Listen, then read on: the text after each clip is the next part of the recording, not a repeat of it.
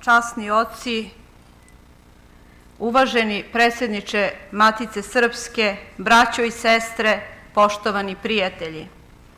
Velika mi je čast da sam danas sa vama ovde u ovom drevnom zdanju Matice Srpske, u kojem se kao u košnici vekovima sabiraju vredne pčele i daju med kojim se zaslađuje vascelo srpstvo.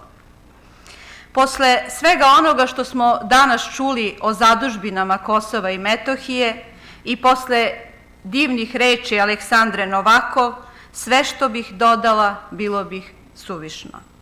Želim samo da se zahvalim Matici Srpskoj, koja je danas otvorila vrata za nas, Srbe sa Kosova i Metohije, po ko zna koji put i sluša naše vapaje i našu muku.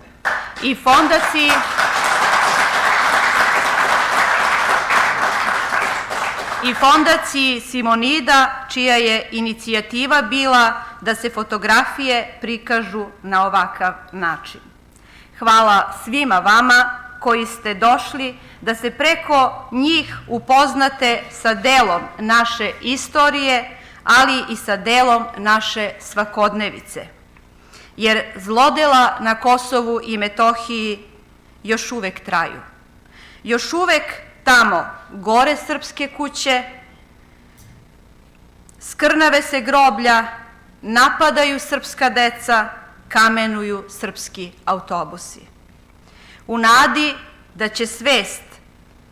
da će svet napokon otvoriti oči, ja vas pozivam da i vi budete deo mosta preko kojeg će istina stići do moćnika ovoga sveta i da zajedno sa nama koji živimo na Kosovu i Metohiji pomognete da se očuva taj deo Srbije koji nije samo parče zemlje, već velika svetinja koju treba svi zajedno da branimo.